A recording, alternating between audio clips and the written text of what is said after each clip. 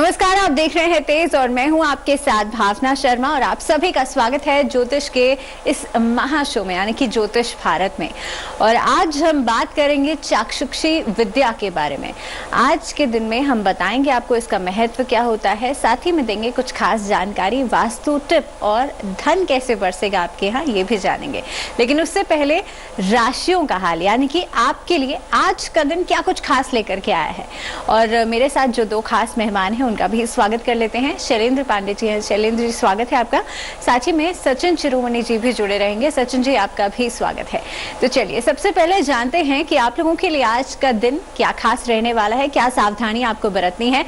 शैलेंद्र जी आप ही से शुरुआत करूंगी और पहली चार राशि यानी कि मेष, वृष, मिथुन और कर्क राशि वालों के लिए कैसा रहेगा दिन। बिल्कुल, अगर मेष राशि की बात करें आज के लिए तो आज ऐसा लगता है कि परिवार में आपके व्यस्तता रहेगी।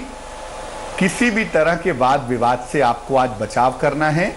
शुभ रंग आपका पीला होगा और भाग्य होगा 70%। वृष राशि की बात करें तो आपके वैवाहिक जीवन में, आपके पारिवारिक जीवन में सुधार होगा। नौकरी की स्थितियों में बेहतरी होगी। अगर कोई निर्णय आज के दिन लेना है तो निर्णयों के मामले में आज सावधानी बनाए रखेंगे। शुभ रंग गुलाबी और भाग्य होगा 75%। मिथुन राशि, परिवार का सहयोग आपको मिलता रहेगा। दौड़ भाग आपकी बढ़ी रहेगी। रुके हुए तमाम काम आपके पूरे होंगे। शुभ रंग आपका धानी और भाग्य होगा 65%।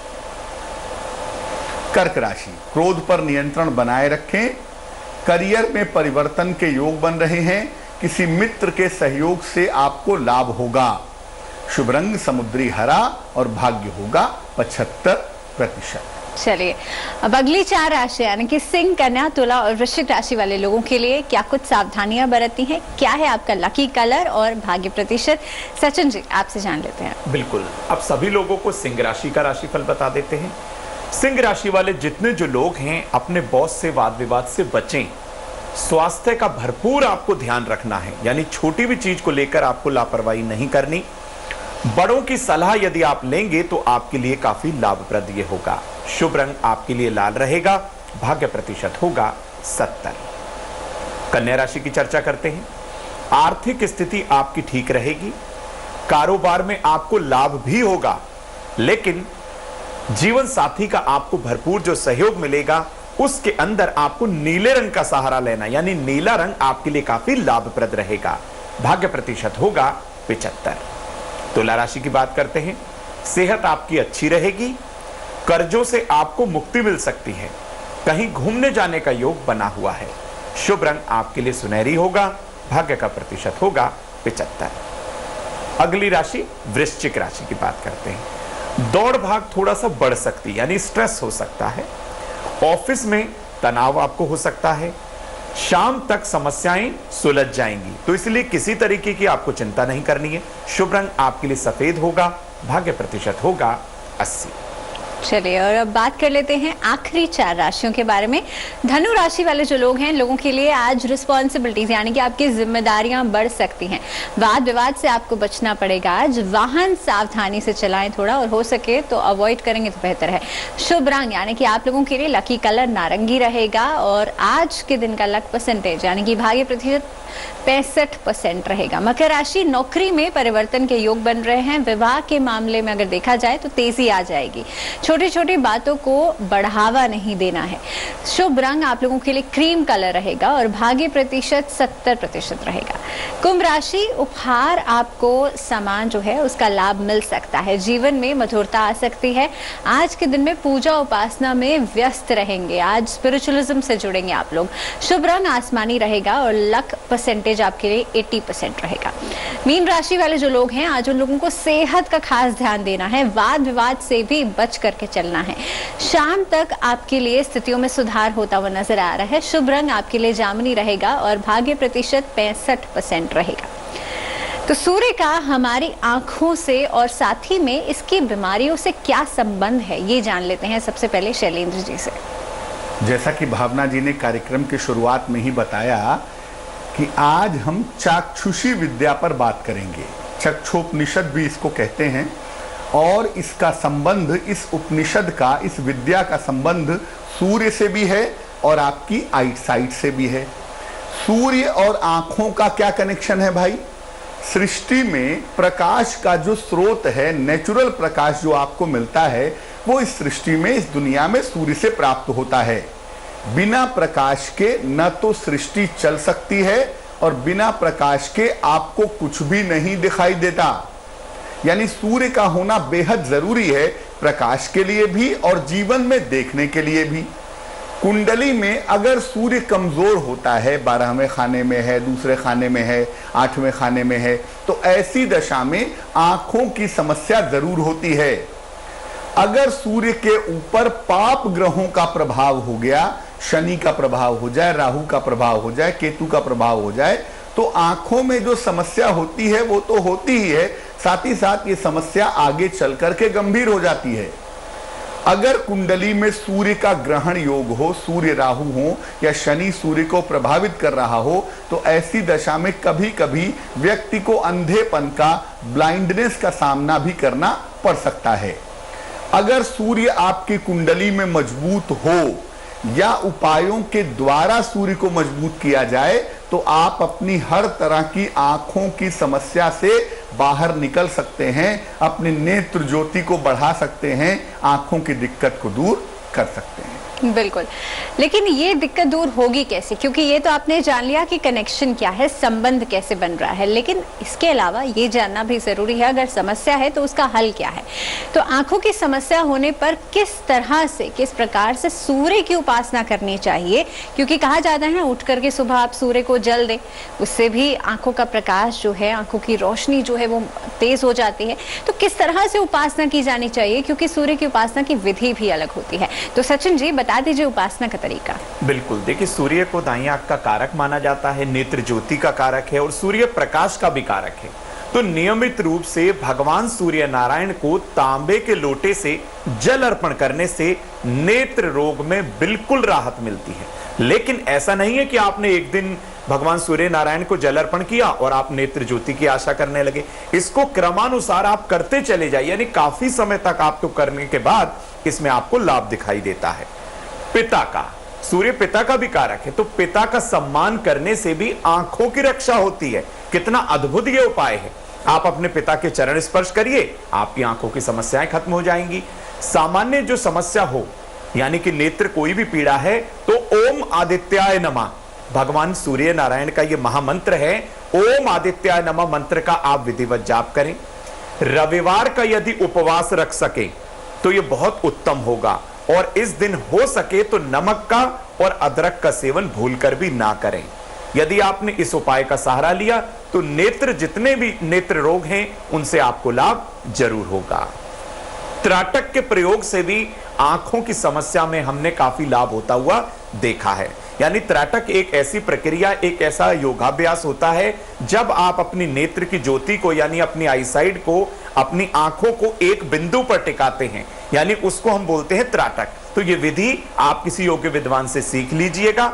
अगर आपने इस विधि को अपनाया तो कहीं ना कहीं नेत्र रोग दूर हो जाएंगे। अगर आंखों में कोई गंभीर समस्या या फिर आंखों की रोशनी जा रही हो तो चाक्षुषीषोपनिषद विद्या का प्रयोग आपको जरूर करना है। यदि आपने ऐसा किया तो कहीं ना कहीं सूर्य नारायण आपको नेत्र ज्योति जरूर देंगे। जी बिल्कुल, जैसा कि सचिन जी ने कहा कि चक्षोपनिषद का पाठ करना या चाक्षुषी विद्या का पाठ करना बड़ा फायदेमंद होता है। जब नेत्रों की समस्या हो या नेत्र ज्योति की वजह से कोई दिक्कत आ रहा हो तो ऐसी दशा में चाक्षुषी विद्या का पाठ करना चाहिए। भावना जी से ये जानते हैं कि चाक्षुषी विद्या आखिर है क्या, और चाक्षुषी विद्या का प्रयोग कब करते हैं और इसका तरीका क्या है? जी बिल्कुल, अब बात कर लेते हैं कि चाक्षुषी विद्या है क्या। लेकिन उससे पहले कि सचिन जी ने एक बहुत अच्छी बात कही थी कि जब भी देखिए आप सूर्य देव की उपासना करते हैं उस समय पर आपको ध्यान रखना चाहिए कि कोई भी तरीका या कोई भी उपाय आपको बताया जाता है और आप मान लीजिए फल की इच्छा कर रहे हैं, जरूरी है आप सूर्य को जल अर्पित कर रहे हैं तो वो नियमित रूप से किया जाए और हमेशा सूर्य को जल, सूर्य उदय जिस समय पर होता है उस समय पर करना चाहिए। 5 to 7 के बीच में करेंगे तो आपको ज्यादा लाभ मिलेगा।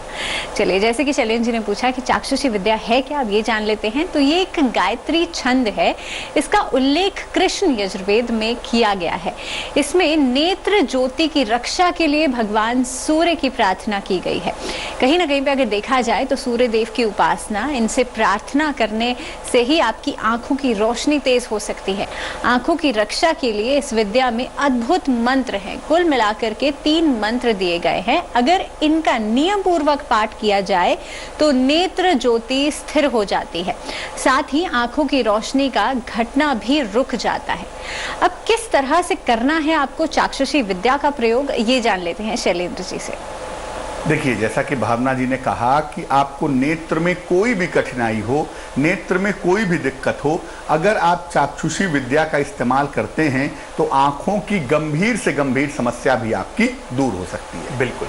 तो कैसे करेंगे इस्तेमाल? किसी भी रविवार से या किसी भी दिन सुबह स्नान करके इस विद्या का प्रयोग करना आप शुरू कर दीजिए।